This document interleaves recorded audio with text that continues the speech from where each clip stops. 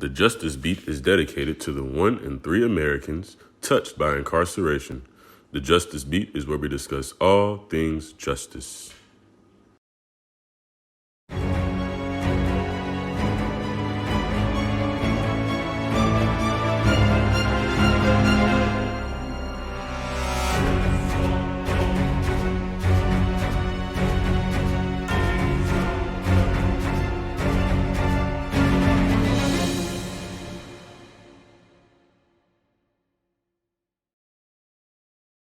Today's topic, Legal Hour with Judge William Billy Murphy Jr. Judge William Billy Murphy Jr. As the firm's founder and senior partner, Judge William H. Billy Murphy Jr. stands on a respected legacy of legal counsel. He has been a Baltimore trial attorney for decades, aggressively and effectively handling a broad range of ongoing cases. With a 90% success rate in state court cases, Judge Murphy knows how to navigate complex legal matters. He also holds a 40% success rate in federal cases, which is 4 times higher than the national average, 9%. His 40-plus years of practice in and out of the courtroom have equipped Judge Murphy to advocate for clients from all backgrounds and walks of life. Boasting a reputation as an expert litigator with a calm, calculated approach, Judge Murphy prides himself on getting to the truth. When you ask those who know him well to describe the man who leads a majority of Murphy, Falcon, and Murphy's toughest cases, you'll hear the words imaginative, leader, calm, and team builder. When you need a composed, precise, and effective litigation lawyer in your corner, turn to Judge Murphy. Dr. David M. Morris is the president of Morris & McDaniel, founded the firm in 1976. Dr. Morris studied the concept of natural justice of the World Court in The Hague for 3 terms so that he would have a better understanding of how to test fairly. Dr. Morris' dual career as an IO psychologist and attorney gives him a unique perception of the law and the development of personal procedures. His forte is using multiple procedures to screen candidates in order to reduce organizational threats and problems from individuals hired or promoted. Thomas V Fuentes is the Vice President for International Development of Morris & McDaniel, has been with the firm since 2013. Mr. Fuentes served as a senior law enforcement analyst for CNN. He served as Assistant Director of the Federal Bureau of Investigation. His 29-year career in the FBI included 11 years as a member of the U.S. government's Senior Executive Service. Mr. Fuentes directed the Office of International Operations, which oversaw offices at FBI headquarters in Washington, D.C., and 76 legal attaché offices in the U.S. embassies and consulates worldwide. He also served as a member of Interpol's Executive Committee. Good morning, Justice Beat family, and to our family on Real STL News. Thank you so much for joining us once again. This morning, we're very excited. We're having the opportunity to host our first legal hour with Judge Murphy.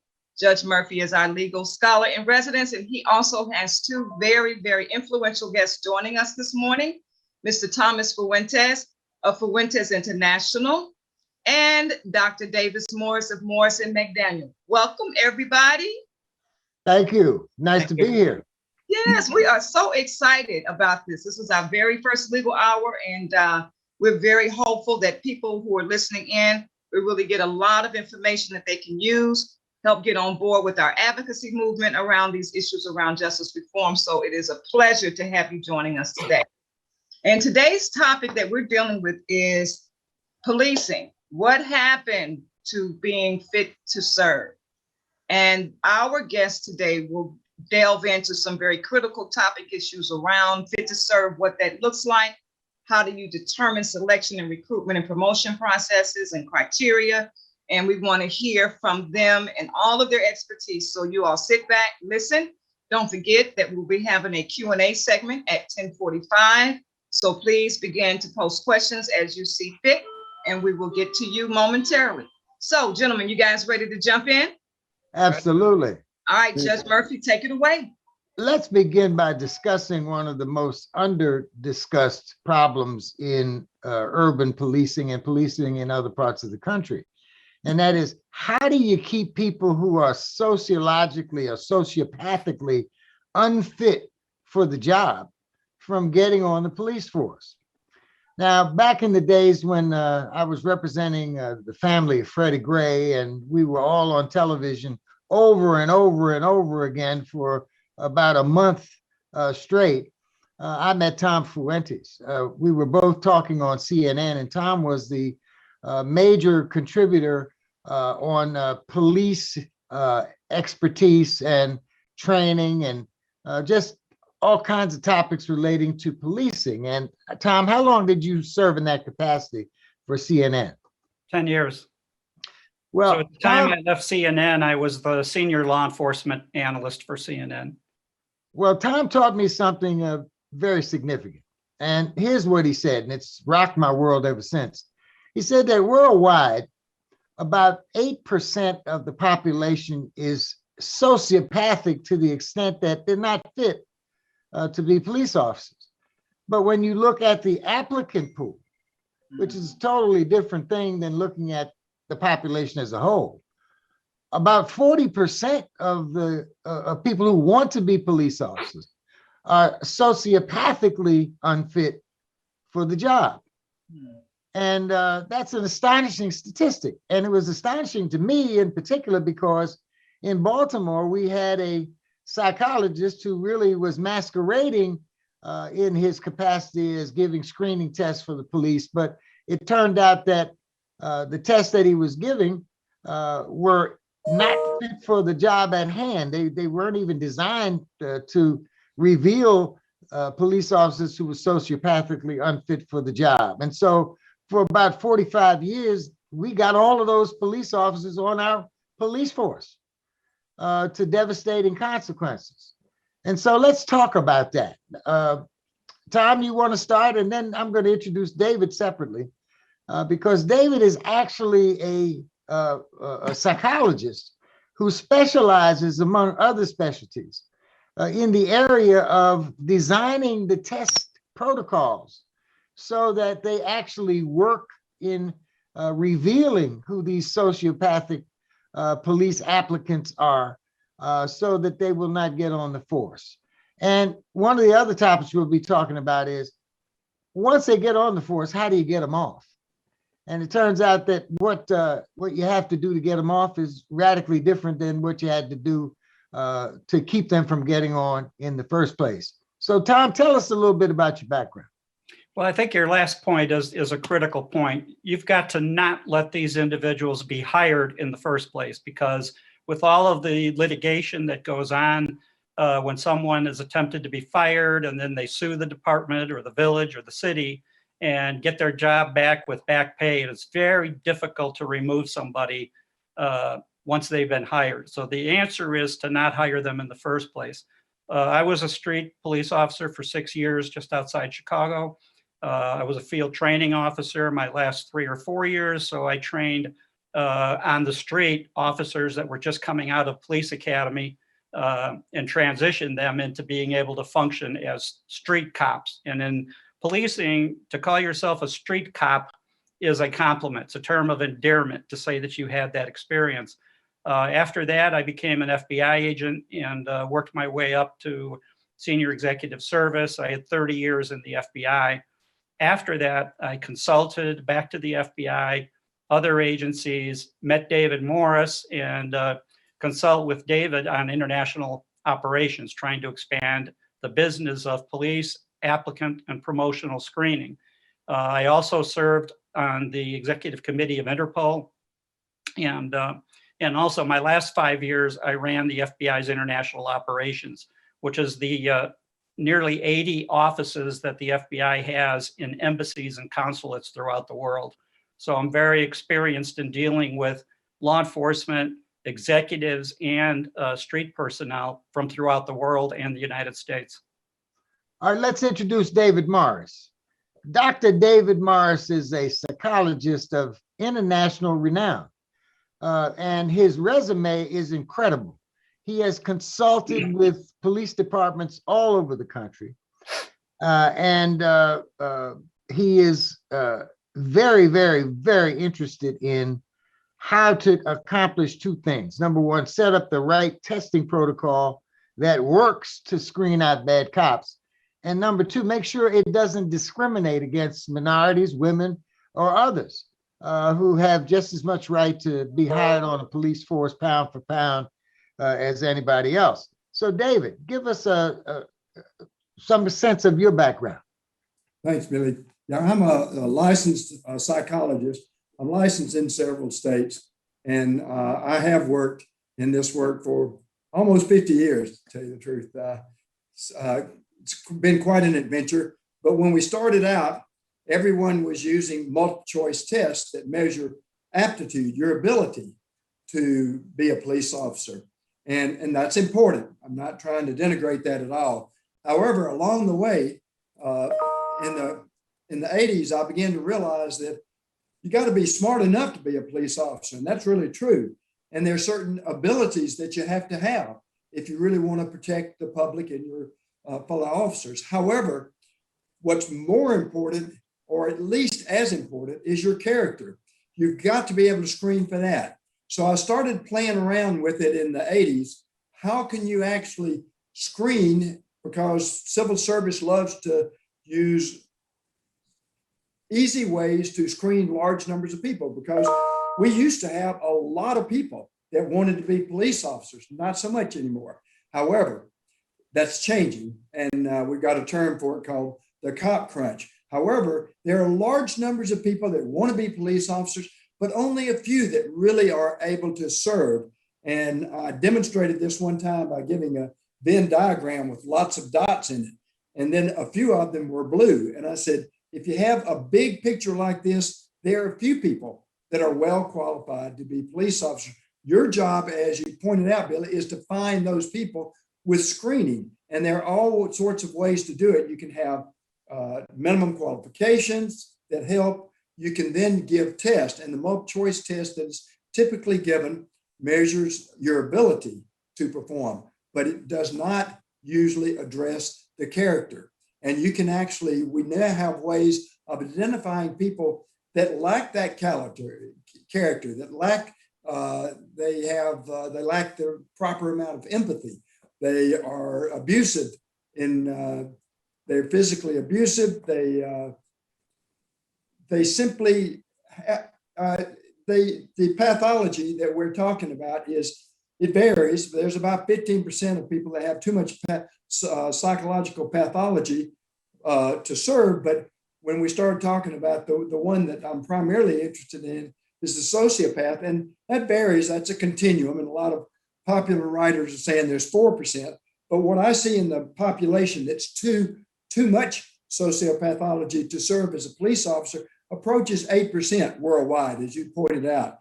And then when you go out and market your openings for police officers, you have large numbers of people that want to be police officers, but 40% of those are simply not able to. So if you lower your screening, then you're going to lower your ability to identify those people. And what Tom and I worry about is when people talk about reducing funding to police officers, there are certain things that are going to go first. And one of them is going to be that appropriate screening for police officers.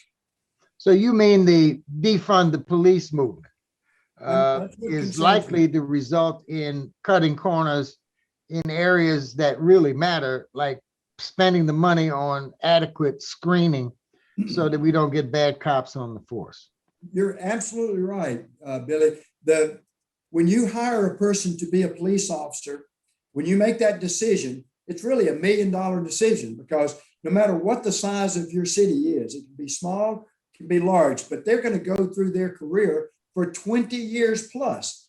And so that jurisdiction is going to spend on average $1 million on that individual. If they go through the 20 years and through retirement, almost every jurisdiction in America will end up spending $1 million on that individual. So it's really important you spend more time making that decision, and as Tom says, getting it right on the front end than trying to fix it later. Now, that gets to another aspect that we haven't talked about. Let's say you've hired the wrong police officer and you got to get rid of. How do you go about setting up a system that identifies the mistaken hires and gives you a non-biased, objective basis for getting rid of a bad cop? Well, there are multiple ways to do it. And of course, there's always, as Tom says, it's more challenging to get rid of them once you've hired them, because they've got rights, they've got bona fide rights, and then they've got unions that help them protect those rights. And that's not a bad thing. However, the truth of the matter is we need to shine a brighter light on the fact that when we have a police officer that has been identified as having problems, we need to start taking action to remove them from the force. Now, there's different ways in promotional systems that we've used to identify people. For instance, the FBI recently gave a report to Washington that said that the hate groups are working really hard to try to infiltrate law enforcement for good reason, of course. And when they gave that report, they gave percentages of how many people from the Ku Klux Klan are able to infiltrate police officers. So what we're doing is we're addressing that by, in our selection system, we're pinpointing those factors. But you can do the same thing in the promotional system, and we're trying to take steps in that. Well, there are a lot of types of discrimination. So how do you cover them all? Let me give you an example. There's tremendous discrimination against women by men. There is tremendous discrimination against gays and other identified groups concerning sexual orientation or preference. How do you identify them? And so there seems to be a lot of these tests must have to be very comprehensive. How does that work?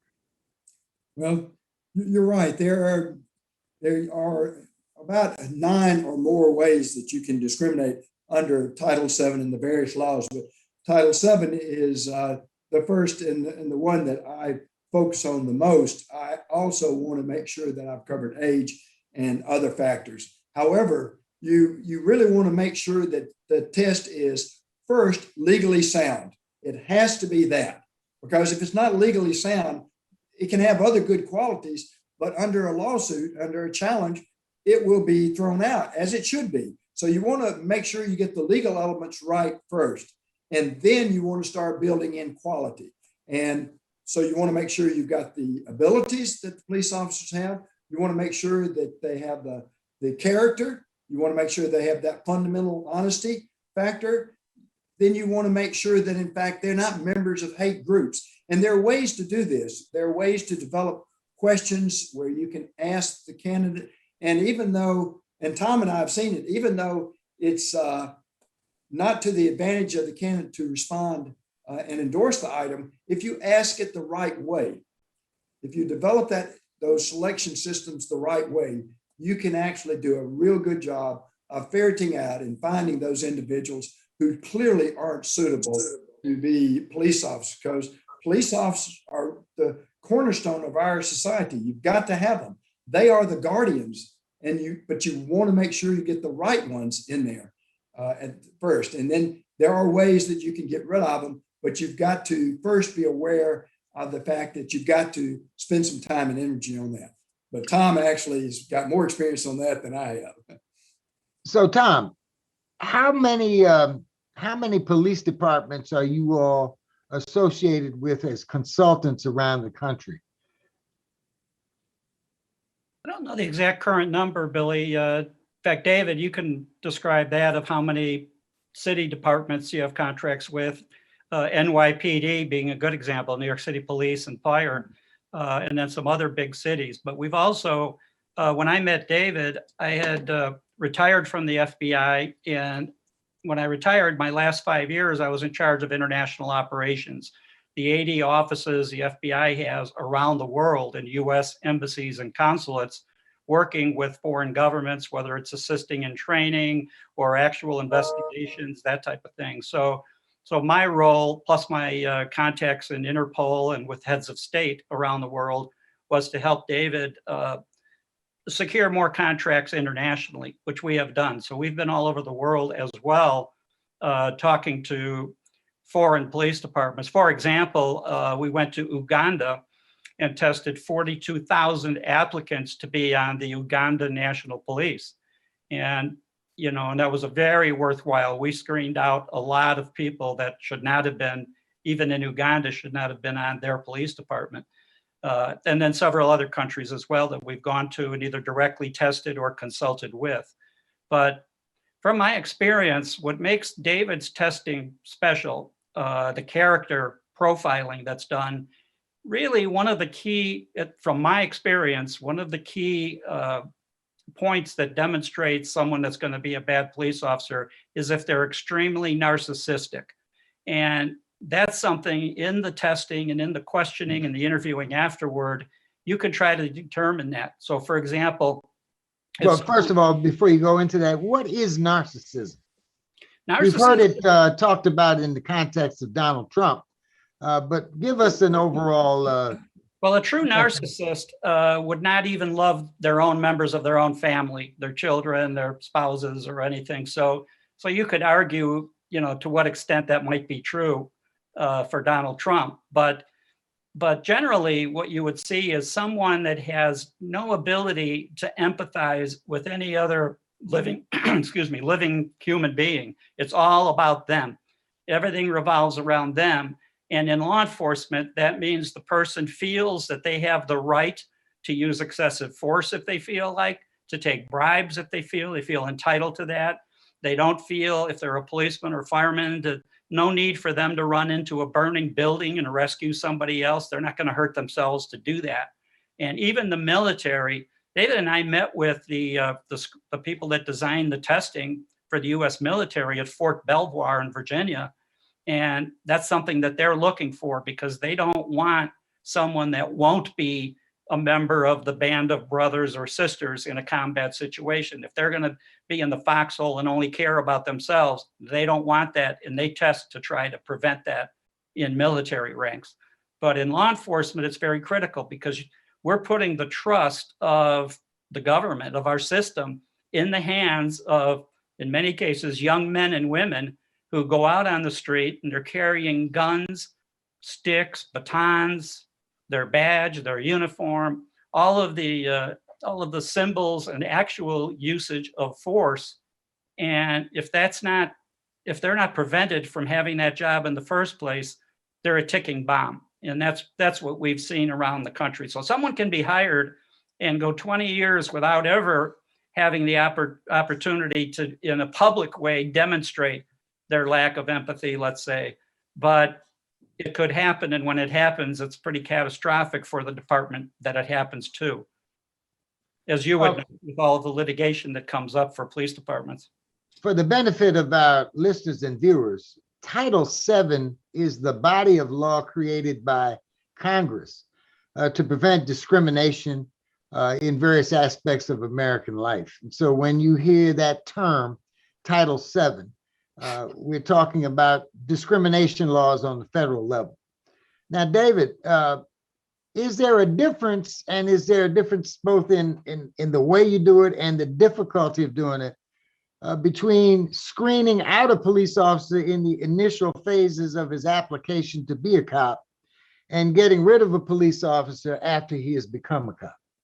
Oh, very different. And it's, as Tom has pointed out, it's very challenging. And I'm glad you clarified Title VII. I speak of it so casually, I forget that a lot of people don't understand. But Title VII is that instrument that was created by Congress, and it's so important in our society. However, even if you don't have a Title VII, Tom and I have worked in Bhutan, we've worked in Uganda, and when I go there, diversity in public safety is really critical, and I know that. And when I gave that address at Interpol, the General Assembly, I said, public safety is the face of democratic government. So if you don't see yourself represented in public safety, you feel isolated and you're courting dissension. So when I gave that presentation, Kali Kaihuga, the Inspector General for Uganda, immediately came up and said, "We need you." So Tom and I went to Uganda, and we'd been down there about 3 days. And I finally asked the Inspector General, I said, "So you need diversity, right?" He said, "Absolutely." And I said, "Well, we've been here about 3 days, and I know there's other white people here, but you've isolated us, and I hadn't seen any of them." So he laughed, he said it's about tribal diversity. So diversity can take lots of pictures. As you pointed out, Billy, you've got to make sure that in fact, public safety is representative of all society. So you want to make sure you don't discriminate against women. Sexual orientation is very important, I believe. I also believe that in fact, the racial, of course, by Title VII, but you really want to cover all of that. And it's hard to make those decisions right on the front end. It's even more difficult to do it later. So later you've got to only come into the process when I get into promotional testing. As Thomas pointed out, we do promotional testing for most of the major cities in America, like New York and Chicago, DC, Houston, in Atlanta, those major cities, we actually set up promotional systems. So I'm trying to encourage those jurisdictions to put an extra element in there that addresses not just their ability to serve, the aptitude, and not just their knowledge, which is important, but also their character. Because if they've gotten in and they've gotten through the filters successfully, and yet they don't have the right character to serve, you still have a chance to catch them. Well, there are different ways the department can catch them, of course, but as a screener, a psychological test developer, I can actually develop mechanisms that use internal graders that Tom and I used very successfully in Mexico to identify problem people. And one of those problems, of course, are people that have too much sociopathology in them to have been serving in the first place, and they're just not well cut out, even though, unfortunately, they've been promoted up through the ranks because the wrong metrics were used. What metrics were theirs? Well, oftentimes it's how smart you were on a multiple choice test, how much knowledge you had. Well, your worst police officer is not the one who may be slow mentally. It is the one who's very smart mentally, but very bad. That is your worst police officer. And our job is to try to ferret those out and get rid of them. So let's simplify this for the members of the public. And by the way, Interpol is an international investigative agency of police officers who specialize in making sure that investigations that cross country lines or national lines are coordinated properly, so everybody has the same level of information and is and that the work is being parceled out so that there's no duplication of effort. Is that a reasonable definition of Interpol? Yeah, Interpol, there's 190 member countries right now, and it's mainly a communication system among those countries using a secure internet connection. And what it mainly does is if a country is overwhelmed and needs investigative assistance, Interpol does not actually have full-time investigators, contrary to what you see in some movies. What they do is then get other countries to volunteer people, much like the United Nations would do, and send them into a country to help conduct an investigation and help coordinate the investigation. Now, years ago, Interpol, when I first started dealing with Interpol in the 90s, their communication system was piggybacked on the international airline reservation system. So a country had to pay money to access that system. So countries like Sudan, as an example, a very poor country, they would turn their machines on for about 15 minutes a week, download all their messages, turn the machine off, prepare whatever response they were going to do. A week later, turn the machines back on, send out those replies, and that's how it worked. Now with the encrypted internet, as long as a country has a secure internet connection and Interpol supplies the mechanisms for it to be secure, then any country can be on 24/7 if they choose to, if they want to have a full-time staff monitor Interpol communications. So it's a much more sophisticated system today than it used to be, and especially for poor countries. The United States, with the FBI, has the most robust international liaison program. So for example, I mentioned the FBI, I ran the program with 80 offices, about 300 full-time agents overseas, and then additional analysts, linguists, and other personnel. The next closest country to us was probably Canada, with about half that many in different places. Australia has a large attaché program, but it's mainly focused in the Asia Pacific region, with a couple of attachés in Washington and Canada and in Europe. So the FBI has the widest and greatest coverage, let's say, for that kind of relationship to be able to secure relations.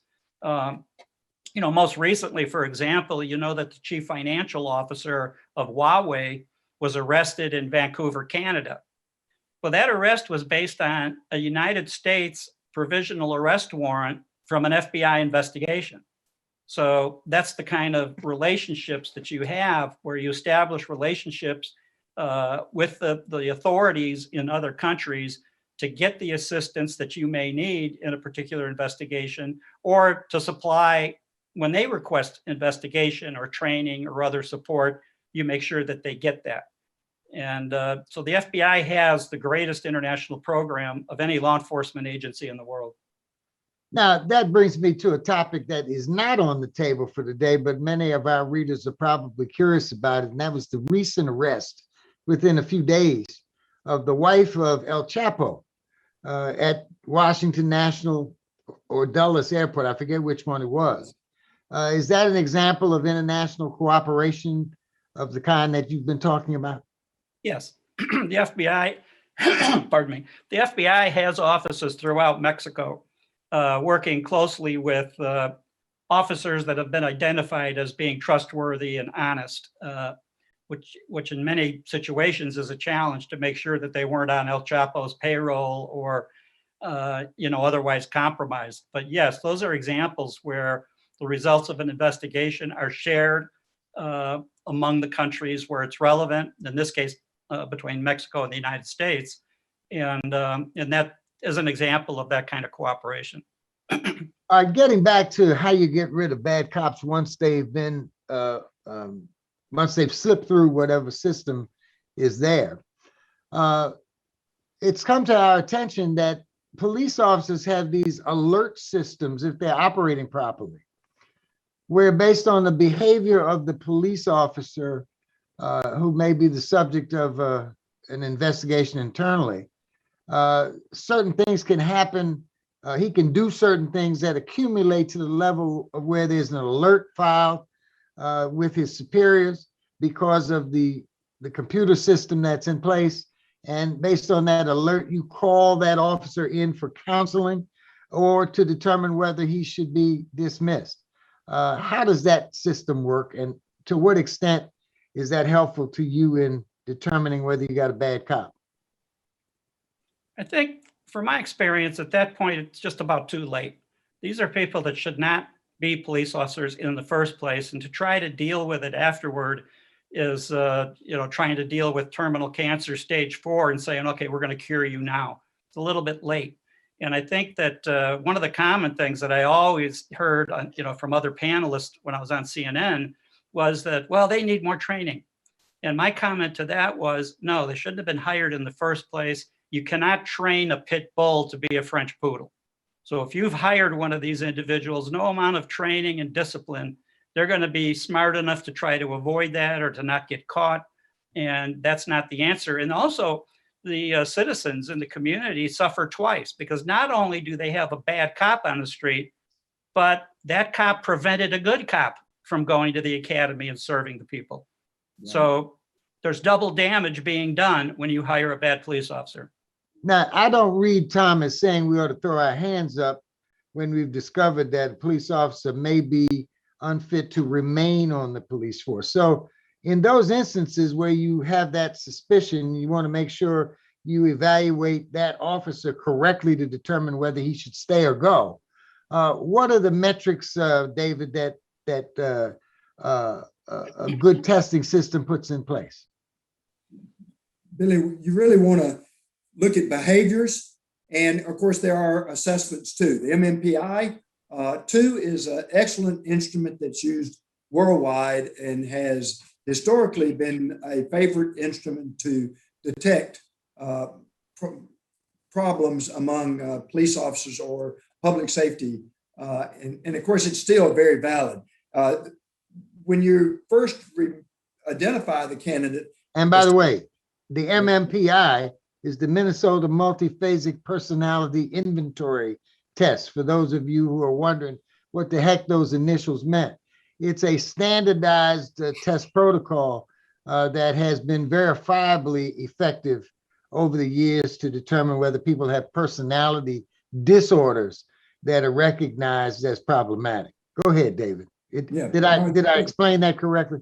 You did an excellent job. Thank you so much. And so it's a good instrument, but there are others too. And we recommend usually using more than one instrument, 2 instruments. But I like to get the metrics and then focus on behaviors that support what the test indicates, because the test is just an indication, but behaviors can confirm what the test has alerted you to. So you really want a psychological analysis for fitness for duty is going to be a little different and more comprehensive. Usually people in my field charge considerably more to do that psychological for fitness for duty. Sometimes though, the person just needs to be told,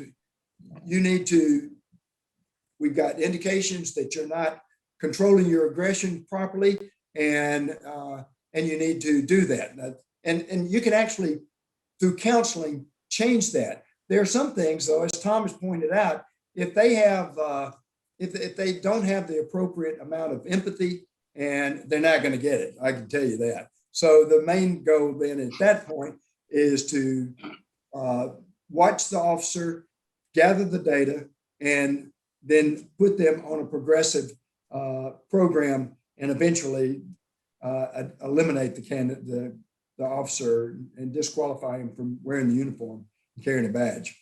But the psychological instruments are one thing, behavior is the other, and you want the behavior collected that supports what the psychological instrument says. Now, recently, I represented a family in Prince George's County, Maryland, where the main family connector, the person who held everybody together, had been coming home from a bar, and he was tipsy enough that he sideswiped some parked cars and ultimately collided with a fourth parked car. The neighborhood was outraged that this had happened, and they called the police. The police came, they arrested him. He was docile. He was not fighting. He was sleeping in his car when they got to the scene. And so without any problem at all, they handcuffed him behind his back, placed him in the front seat of the squad car. And within 3 minutes after he was placed in the front seat of the squad car, he was shot at 7 times, hit 6 times by the officer who put him in the car, who was sitting right next to him with his handcuff. The man had his handcuffs behind his back. And what it looked like from what the other information we got was that this police officer had gotten outraged that the man was about to urinate in the front seat of his car, and his temper got the best of him, and he just shot him brutally and killed him. Well, what we found out about that police officer was that he had numerous red flags after he got on the force. He was involved. This was the 3rd shooting that we believe he was involved in. That's a huge red flag, because most officers don't even use their gun once when they're on the force. The second was that he was suffering from post-traumatic stress disorder because of his alleged reaction to having shot these 2 people. And a 3rd red flag was he kept complaining that this PTSD was getting worse.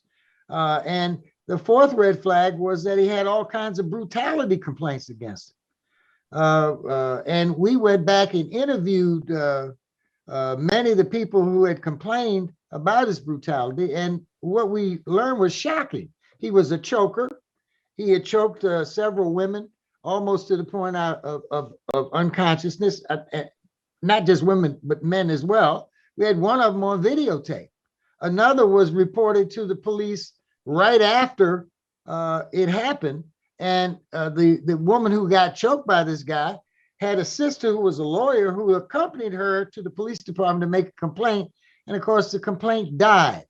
There's a lawsuit in Prince George's County now about the failure of this police department, which is a very troubled police department, to discipline its police officers and to thoroughly investigate complaints of brutality.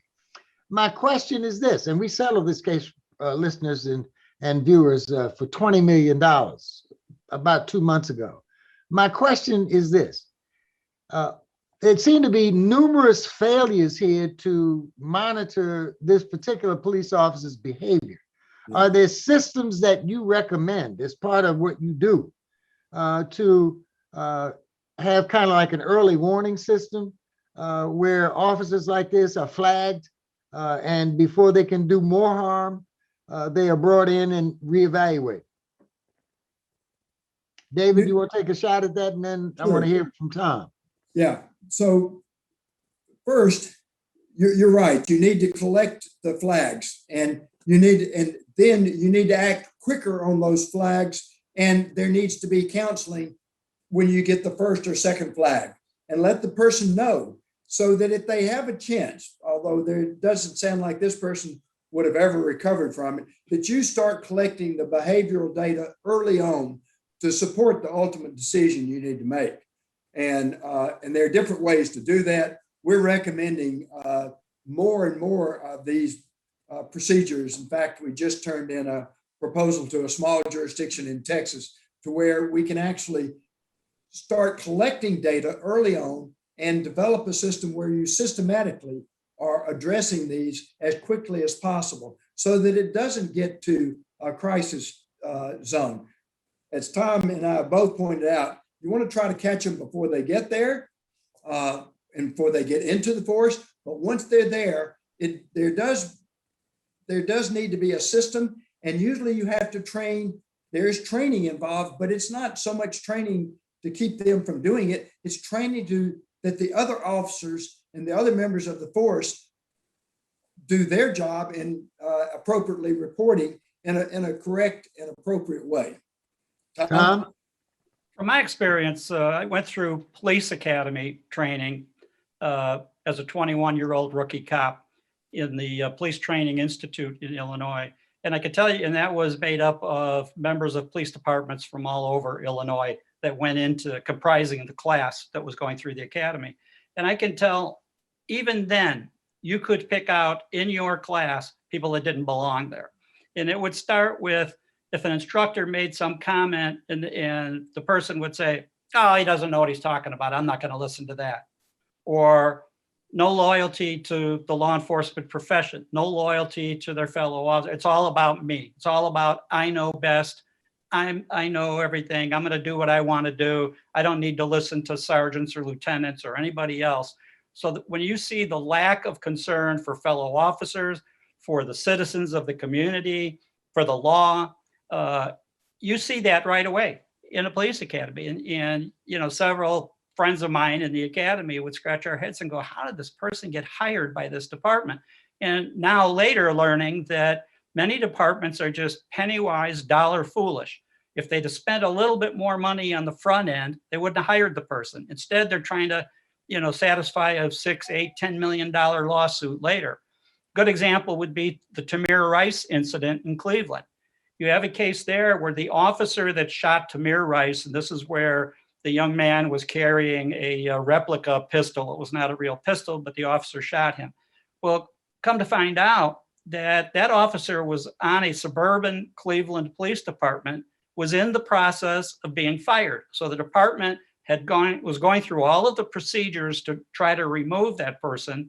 He applies to the Cleveland Police Department. They don't even do even a minimum checking on this guy's background, hire him, and I think it was within 6 or 8 months when the Tamir Rice incident happened. So you see that, and we just see that in so many cases where a department has either not done any screening on the front end or inadequate screening, and then later when they learn that someone doesn't have the character, has the tendency to be brutal or corrupt, then they're trying to deal with that, and it's very difficult at that stage to remove somebody. Well, we're just in time to open the floor for questions. It is now 11:45. This has been a fascinating discussion to me, even though I'm familiar with everything you all have said, because every time I hear you talk, other issues arise that are very provocative, and other problems arise that there's insufficient attention paid to solve those problems. So anybody got any questions? All right, Nicholas and Ryan, do we have any questions from our listening audience? Nicholas? I none so far on the the Justice Beat Facebook page. Ryan? Also, not any questions on my end as well. Okay. Does any of the interns have questions? I actually do have a question now.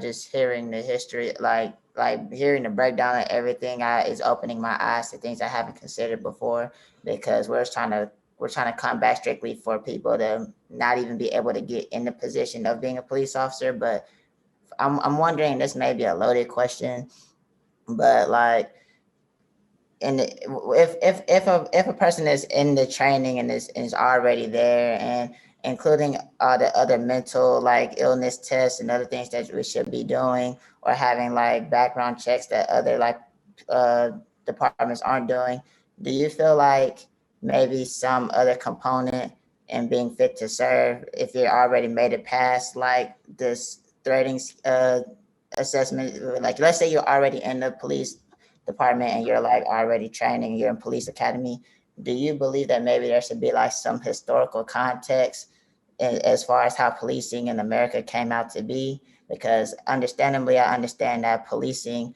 is the cornerstone of America, like in our society as a whole, because you need police, like without it, it'll be chaos and disarray. However, I don't think people understand the transition from like policing that you try to make it be today, from the historical connotations of oppression that it originated from African Americans. So I was just wondering, as far from like a historical context, what is your opinion from it being in that standpoint, that maybe there should be like some overarching history of sorts? And I know that's really loaded, but I'm just wondering what y'all would think about that. I think it's a great question. And Judge Murphy actually has pointed in his questions to us, has pointed to an issue that we know needs to be developed and needs to be investigated more. And that is, once they're on the force, what are the systems in place to identify this? And even though there's not enough. And there needs to be more emphasis on that, or we're going to continue to see the kinds of problems that he saw at Prince George County. Is that right? Yes. Prince George County. There needs to be more attention on that. And when I work with other police chiefs, I realize that in fact, that is a deficit. There's a shortfall where we don't spend enough time putting in place systems that will identify these problem people early enough. And if we identify them early enough, we can actually see if we can correct it. And if not, because sometimes it's not going to be able to be corrected, it was a bad hire and needs to be dealt with. But in fact, historically, we've not emphasized those systems enough. So I thought it was a great question. Tom, any comment? No, I agree with David there that, the departments not only have to have the system, but they have to use it. And I think that's the other issue, is that, they may look at this and say it's too resource intensive to deal with a bad cop that's already on the force. The amount of effort to document the behavior, to interview witnesses of earlier brutality incidents, let's say, or allegations of corruption, taking money on the street, something like that. And for a lot of departments, it's better to just, from their standpoint, that's going to cost us a lot of money. And and I think they take the gamble that, well, if he doesn't shoot somebody that he shouldn't shoot, then, we're going to save money otherwise. So when you have, when we were studying this a while back, for example, I think the last full year that I looked at, and I looked at this 2 years ago, NYPD I think it was 2015, in paying out claims against the police officer, the claims police department, the claims totaled $284 million paid to citizens who were either the victims or family members of victims of improper police behavior, let's say.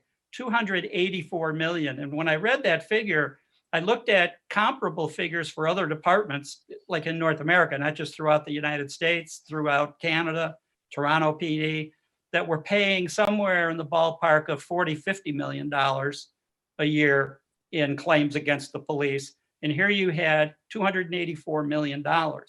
And then you question, well, what was the screening mechanism being used at that time to not have these police officers on the street in a position to abuse the public in the first place? And again, you find, very inadequate systems. Now, Morris and McDaniel, David has just now secured contracts with New York City for police and fire testing and promotional testing. That's a big step in the right direction. How many lawsuits have been settled up till now where they didn't have an adequate system in? Now, one of the big problems in policing is police perjury. And when Baltimore City's police department was investigated by the Justice Department, the conclusion was that there was widespread police perjury in Baltimore.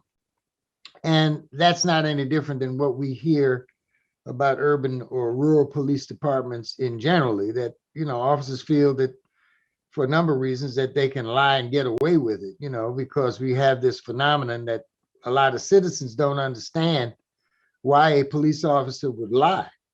And they don't have a ready answer when they're on a jury, and so they tend to believe the lies. Baltimore has the reverse problem. We're so used to it that we have a hard time getting convictions when the evidence is primarily police testimony, because we're familiar with the phenomenon. So how do you prevent lying police officers from getting on the force? There's a culture involved here too. It's the blue wall of silence. Yes. And that means that when police officer A, who was involved with a group of, say, 4 police officers who went to the scene and made an arrest, when he lies about the circumstances of the arrest, everybody else has to fall in line and adopt the lie because of the nature of the culture that we see developing in these police departments. How do we get rid of that? Well, you have to deal with it. I think you have to, where you uncover cases like that, prosecute the people that may have been involved in the lie or the cover-up. I was on CNN talking about the Laquan McDonald shooting in Chicago a couple of years ago. Now, since then, there's been a made-for-TV movie about it. But in that particular case, Laquan McDonald is carrying some kind of a knife, and he's puncturing tires in different parked cars. And he's strolling down the dark street, and you hear the police yell at him to, go to the ground, stop doing that. And you don't see everything. Even cell phones are hard to pick out what might be going on behind that. In any event, 2 shots are fired. Laquan McDonald goes to the pavement face down. Then what you hear is 14 additional shots pumped into his lifeless body on the street. No effort to call an ambulance, no effort to try to revive him or save him, nothing. And the police officer, so I'm on the air talking about that, and I said, well, the first 2 shots, there might be some explanation that we can't see. There might be something that's gone on behind the scenes or something, maybe. I didn't think so, but it's possible and would need to be investigated. But I said the 14 additional shots were first-degree murder, and that officer is going to be charged. But one of the things that came up in that investigation was that you had the mayoral candidate in Chicago cover up the video of that, not want it released because he was running for re-election. You had police officers in that district later fill out the forms on behalf of Officer Van Dyke, so he didn't even do his own police report. And that's when the big cover-up comes in, that McDonald was resisting arrest and he had to be dealt with. And it was just a complete lie.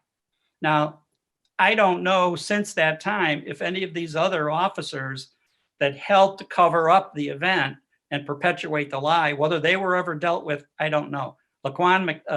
Officer Van Dyke, in fact, was prosecuted and convicted, first-degree murder. As I said that day, the first day I was on the air with that incident, I said those 14 shots constitute murder. And I received a lot of, disgruntled messages from people. How can you say that without knowing all the facts? I said, the facts are that body is laying on the street, motionless, appearing to be lifeless, certainly no longer a threat, and then receives 14 more shots. And the medical examiner in Cook County said all 16 shots went into the body.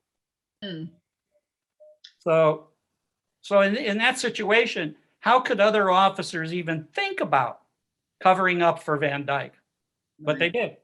And well, because the culture is so entrenched that police officers fear reprisal from officers either who were involved in the incident or generally when they don't play that kind of ball. That's true. If you look at the movie, for example, from 30 years ago or 40 years ago, Serpico, where Al Pacino plays the New York detective that basically blows the whistle on the amount of corruption going on. Later, when Serpico's on the street trying to make an arrest or gets into some situation where he needs backup, they didn't even back him up. So Serpico had, he almost lost his life several times because the other cops wouldn't help him. Right. And so, yes, you've seen that going back a long time where that kind of happens. Now, the other thing that comes up too, if I could add this, in the early 70s, there was it was almost like a political movement that the criminal justice system had gone too far to protect the rights of criminals and that police officers had to do something to try to tilt justice back. And you had a rash of movies, for instance, Death Wish, 1, 2, 3, I believe, with Charles Bronson. You had the Dirty Harry series of movies come up where police officers had to become vigilantes and take the law into their own hands because the legal system wasn't going to do it. And even in that, go back and see the movie Magnum Force, which is one of the Dirty Harry. I think it was the second one in that series with Clint Eastwood, where the vigilante cops are trying to get Clint Eastwood to go along with them, and he won't. He said, the system's bad, the system's corrupt, the system's terrible, but it's the best we've got. And I'm not going to go along with you guys being a vigilante and taking the law into their own hands. So you've seen this kind of come and go where the attitude of the public or the attitude of law enforcement is that this has gotten to be ridiculous. This has gotten to be way too far the other way. And now when you look at what I fear, for example, when you have New York City and other departments proposing the, let the people out, no need bail, no, they're back on the street the same day that they've committed some terrible act. Well, that kind of tells police officers, if you want justice, you're going to have to mete it out on the street yourself, because the criminal justice system isn't taking these people off the street, putting them in prison, prosecuting them, protecting the public while they're burning down businesses and all that. And that, I fear when those kind of policies get enacted, that it encourages law enforcement that you better lie, cheat, or steal to get these guys off the street to protect the public. And I think that's a very, very terrible trend to have happen. Judge Murphy, we do have 2 questions and we're at the 11 o'clock hour. We have 2 questions from viewers. One from a question that has to do with how can the general public begin to get involved in advocating for reforms in the selection area, the selection and recruitment of officers and proper testing? That's an excellent question. And part of the answer is having programs like this. Right. And for that, I commend you for having this type of show. I think it's the first time that it's been discussed on television in a comprehensive way. There've been bits and pieces about it, but we have to have public discussions of this. So I think this may help to get the ball rolling. We've got to encourage our legislators to look at this situation, this testing situation, and simply require adequate testing and adequate procedures for removal. But what makes this difficult are police unions. Let's be frank. Yeah. And they are uniformly opposed to across the country to these kinds of proposals. And so maybe it's time to balance the scales here with some citizen outcry. And so the third component is contact your elected officials. Get your friends and neighbors to contact your elected officials. Letters and calls to elected officials have a disproportionate effect on the mentality of legislative officials. So if you got 50 people to call and say, you got to do this, trust me, that's going to be front and center for these guys' agenda because elected officials hate one thing more than anything else, not being reelected. Right. So if there is a what appears to be an outcry, they're gonna be responsive. It doesn't take the whole community to get this ball rolling. It takes a committed few to do it. And the second question is, how do you test for people who are trying to impress during the testing process? How can you test for that? David? I mean, it's a great question, and there are ways that you can actually build into the test to look for fake good, and they're trying to impress, but none of them are perfect, and so you have to follow up with a good psychological interview, as Judge Murphy has pointed out. Okay. Thank you. Any other questions? Any last words, Judge Murphy? Just happy to have had the good fortune to meet these two men along the way of my professional career. I'm big fans of what they do. They are either the best or at the top among the very best of people who do it. And I hope that the audience has had a great deal of interest in this topic, or has developed a great deal of interest, and that they will follow through with their elected officials to make sure that this is front and center as a part of what must be done if we're going to reform the police. And my motto isn't defund the police, because that's so easy to misunderstand. It's one of the most unfortunate statements I've ever heard. My motto is to let's get the money to reform the police. Yes. Right.